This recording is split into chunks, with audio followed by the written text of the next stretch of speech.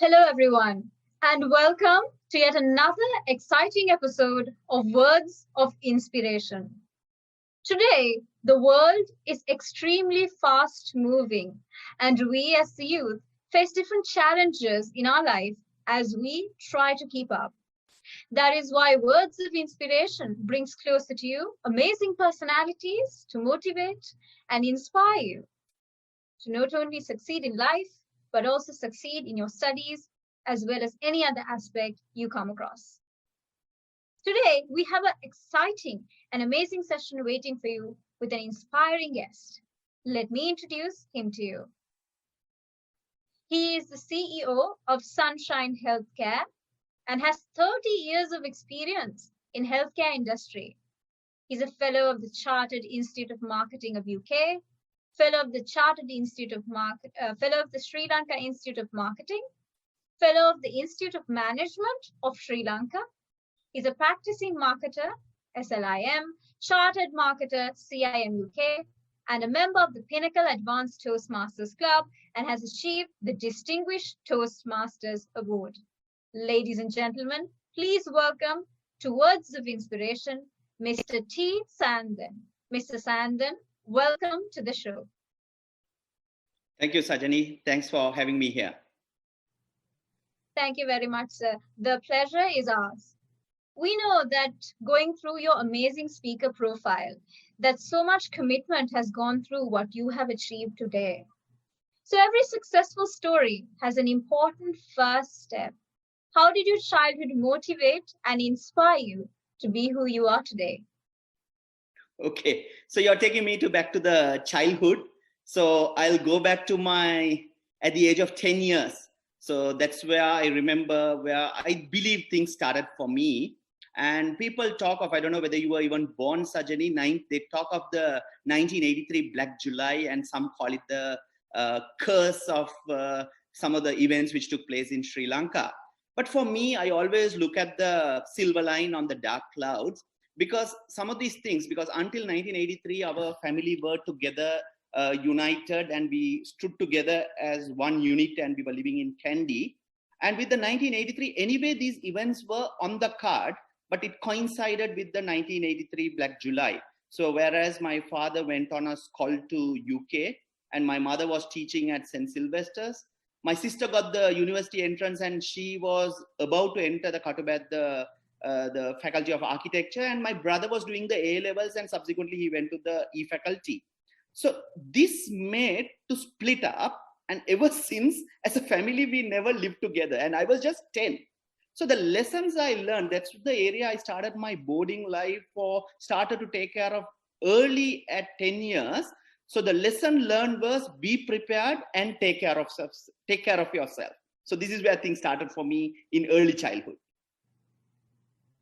Yes, I believe that's a very impressive and a very valuable message that shown in your future, that made heart your future. And I believe that verse will remain in the hearts of our audience as well, and they will follow that as well. Brilliantly said. So moving on, we have so many interesting questions to come your way. And I noticed that you have over 30 years of experience in the healthcare industry. And this is a massive area of experience. What truly inspired you to enter this industry? Can you tell us a bit about how the journey went and how you got into it and what made you choose this? Okay. So everybody in our family were graduates, and obviously that was my aim as well. Fortunately or unfortunately, I did bioscience, and at that time, if you do bioscience, the choice is either become a doctor, or you do double maths and become an engineer, or become a lawyer. So these were the big buzzwords professions which existed.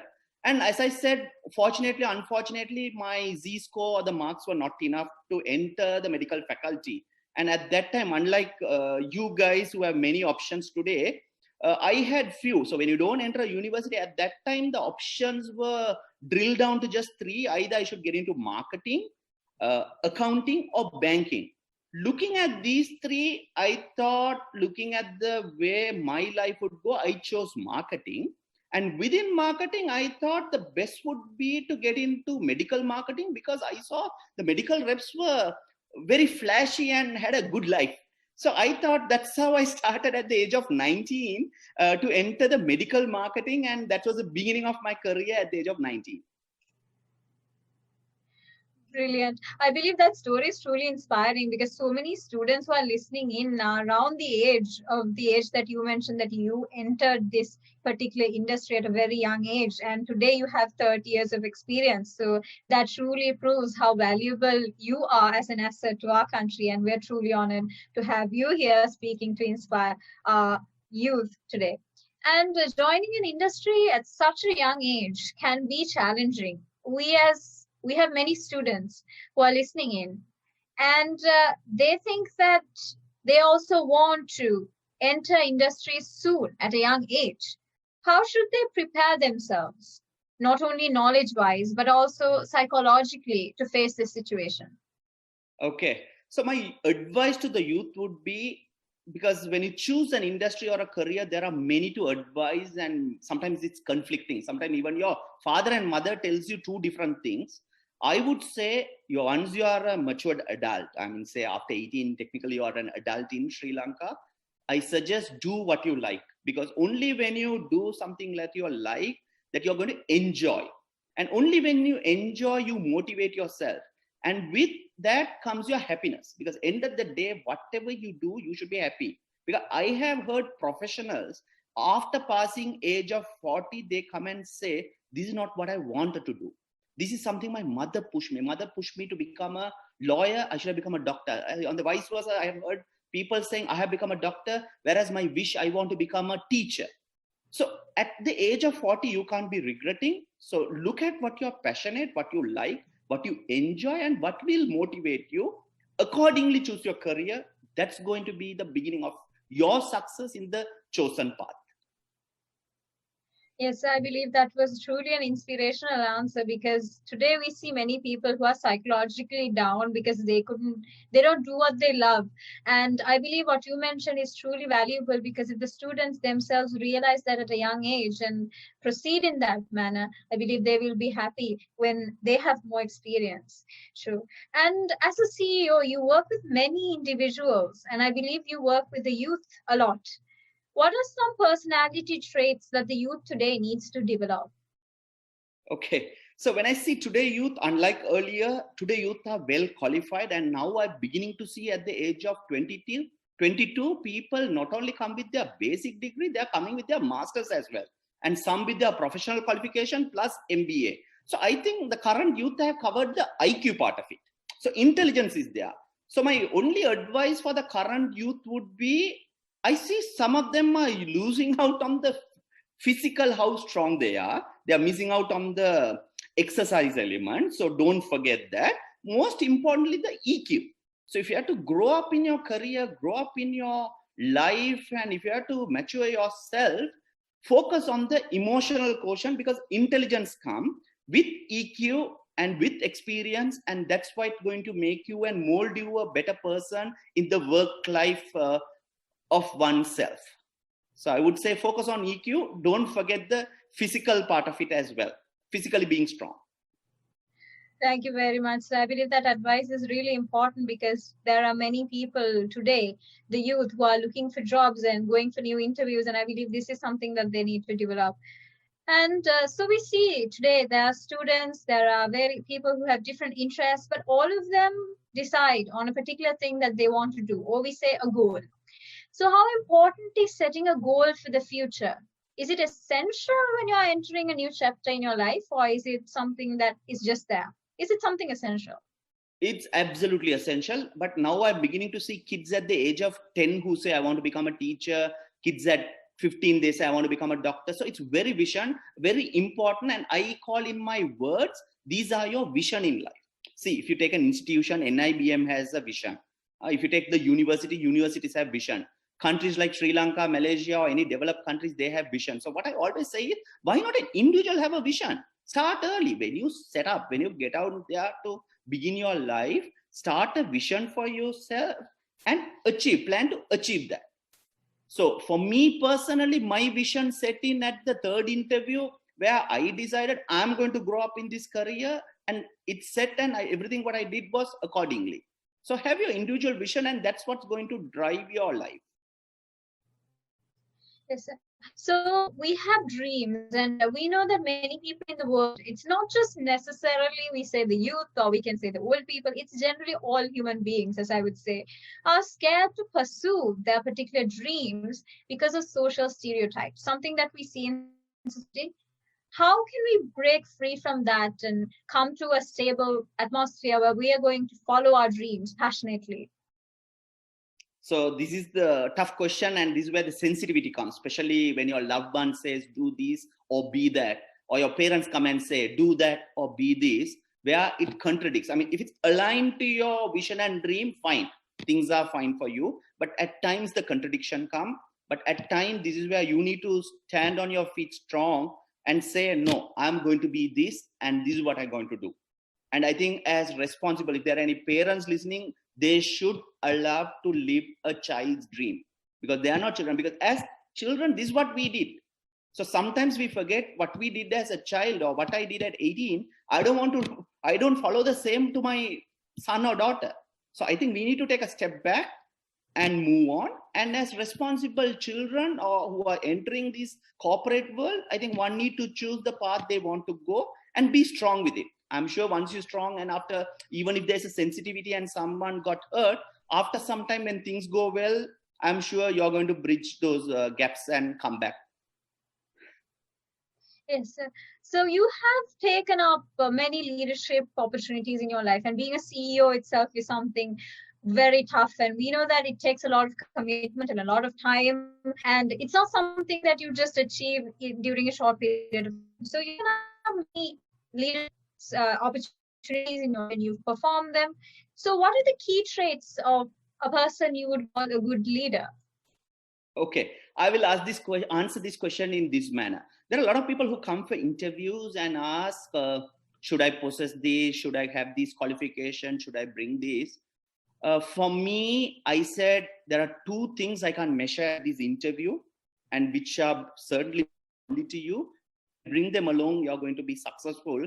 One is integrity or being honest. I think that's very important. And this is something a leader cannot give or the HR cannot give. This has to come from within. So I said, be honest and be a loyal person. Be the positive attitude or optimism or the enthusiasm or being passionate, whatever you call it. So I said, bring that positive attitude along with you. And if you can bring these two along with you, and I can't see this in the interview, I can't see this in your CV. If you can have these two, I feel sky is the limit. Rest all the organization will give, rest all the world will give, rest all educational institute like NIBM will give. So nothing to worry. But these two, nobody can give. So I think it's come with the culture, it comes from you. So two key things to become a leader and a successful person: integrity and positive attitude. Yes, sir. So you worked for so long in the corporate sector, and you worked for such a long time in this particular industry that you mentioned, over 30 years. So with your experience, when you're working in the corporate sector, how do you draw the line between friendship and professional business relationship?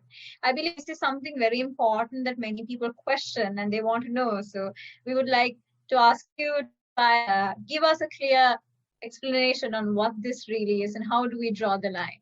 Okay. So being a CEO, being in a top position in an organization, I would say it's a hot seat where I see some people use authority.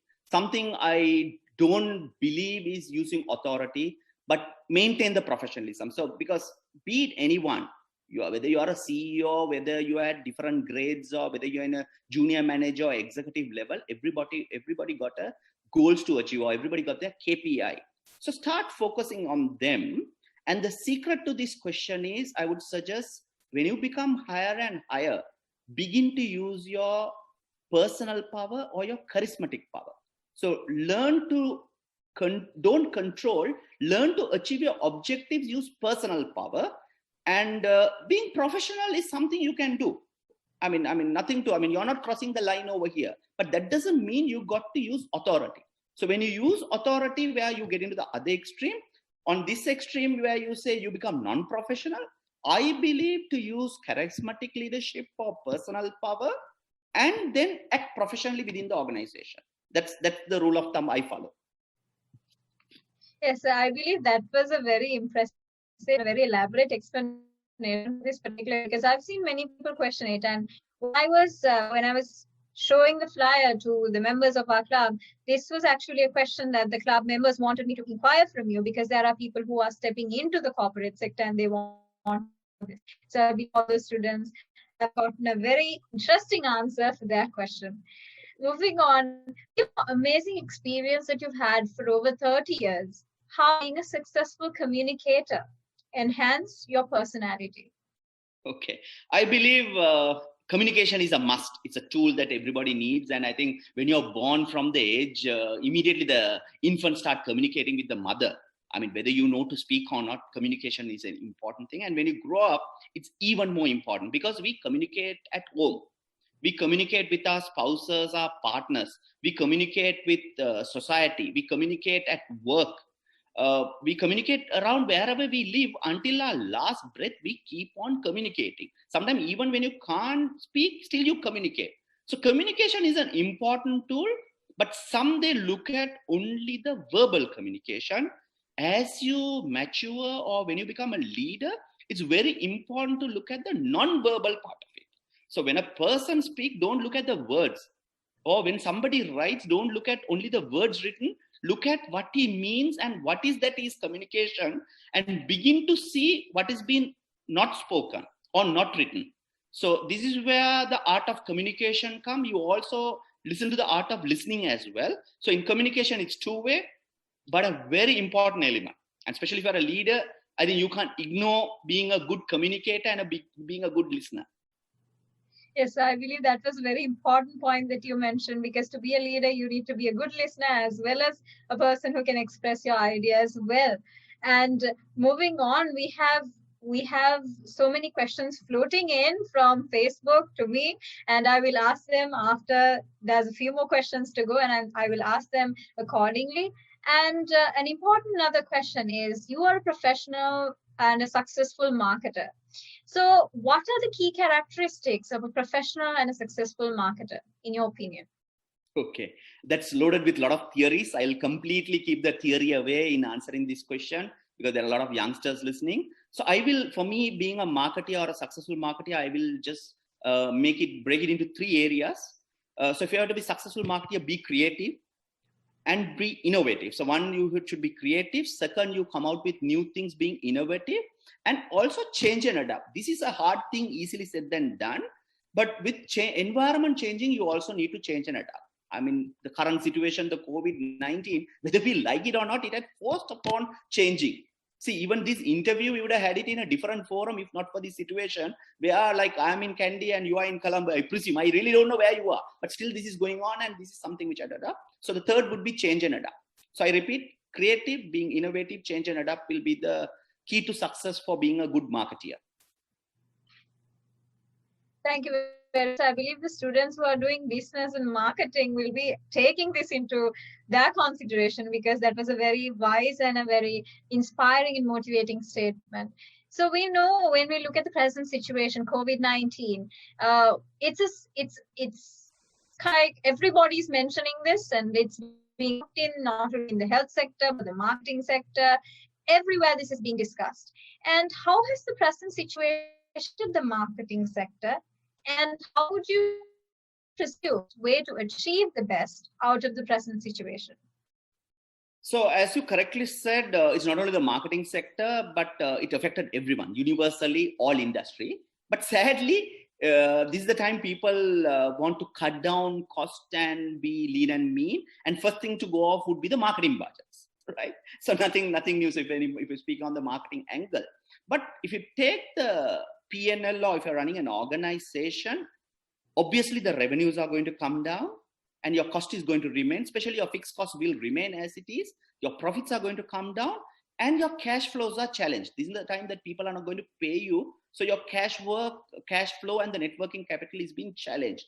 So in a time like this, it's very important. Couple of things I would say is, this is the time to cut down the waste. We can't have frills or we can't have fancy expenditure. So you need to cut down on your frills, cut down on the waste, and spend on where essential, what is needed.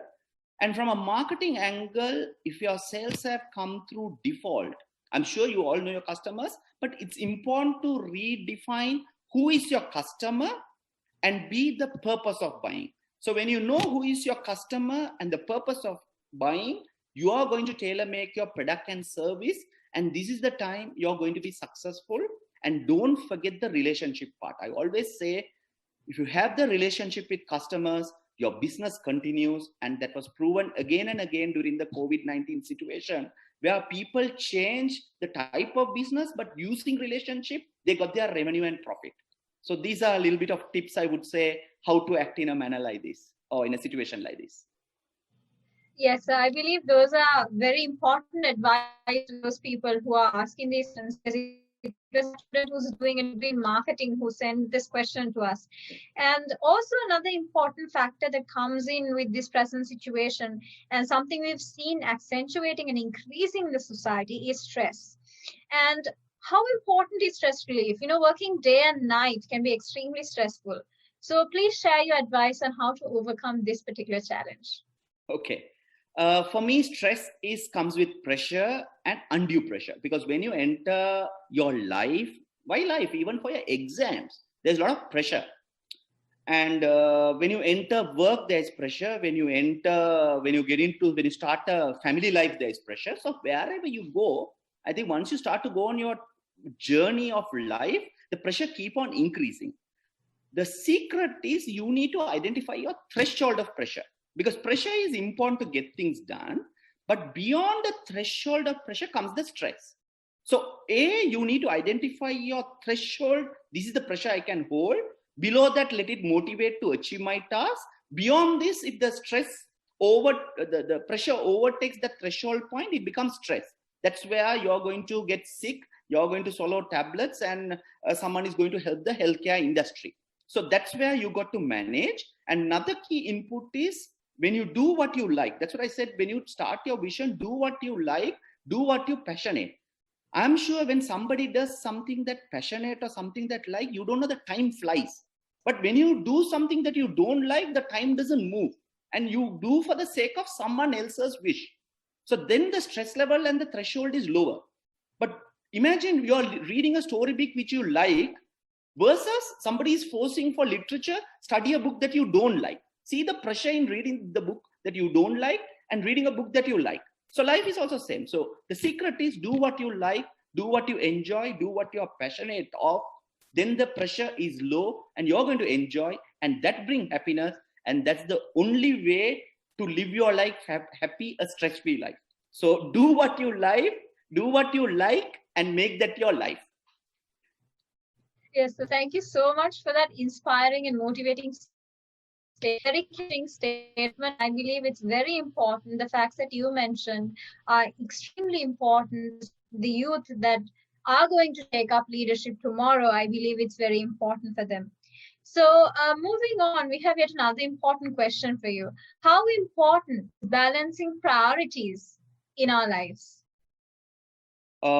That's another key important element, because there are so many things to do. From the time you wake up, if you take your wish list, there are 25 things to do. So priority is the name of the game. So if you don't do your priority list, you end up doing the non-essential.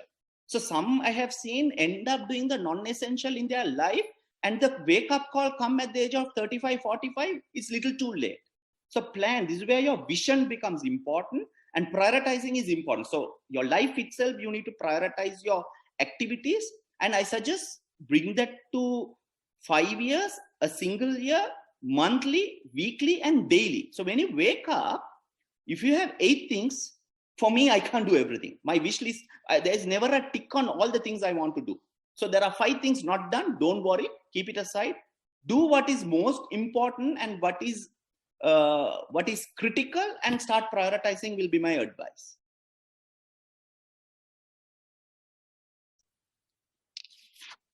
Thank you so much for that amazing and inspiring message that you gave. So actually now you've of how to become successful marketer and how to manage our stress and how to balance priorities. So what one major advice that you would like to give to the youth today, as a person who has so much experience in a particular industry or sector, much experience in life. What is that one thing that you would like to say? Okay, Sajani, you need to allow me to tell. You asked for one, and I'm going to tell 7 things. For me, I personally believe this had been my success. So I'm not forcing this upon anyone. This had been my success story. I'm going to tell those 7 factors which had contributed to me. So anyone, whichever important thing, can take it on. So number 1, as I mentioned, at the age of 19, I had a vision. So having a vision helped me. So I suggest that whoever want to have successful life or a successful career, having a vision is an important thing. B, as I again and again I told, the second thing is being passionate, doing what you like. If you don't do what you like, you're not going to enjoy your life. So that vision need to be embedded in what you like. 3, you already asked the question, plan and prioritize. There are so many things. There is an option of going to classes versus going to option of cinema. There is an option of going to a park versus going and exercise. So you can't do both at the same time. So prioritize, plan and prioritize what you're going to do. With that comes the sacrifice, because when you have so many things to do, you're going to knock down 2 and you're going to take on 2. So obviously you have to make sacrifices. So sacrifice is another one. Then take off the fear element. You need to take risk and take calculated risks, because sometimes we have fear. Can I do this? Can I do? Come on. If you know you're sure of, if your hunch says yes, and if your competency say yes, and your mind and heart say yes, go ahead, take that risk, do that. Change and adapt, because there will be situations, so many things with your life moving on. There'll be so many things to change. Sometimes you may even change the country. You may change, or you may get a totally unknown spouse. You might have to change and adapt in your life. Then the last but not least, again, a point that I mentioned, be integrity. I mean, maintain integrity. And this is something, be true to yourself. Even if you cheat others, even if you show a different picture to others, be true to yourself, be true to your core of your life. So if I summarize, the 7 points are having a vision, being passionate, plan and prioritizing, taking risks, change and adapt, sacrifice, integrity. If someone follows, I don't see sky is the limit for any individual.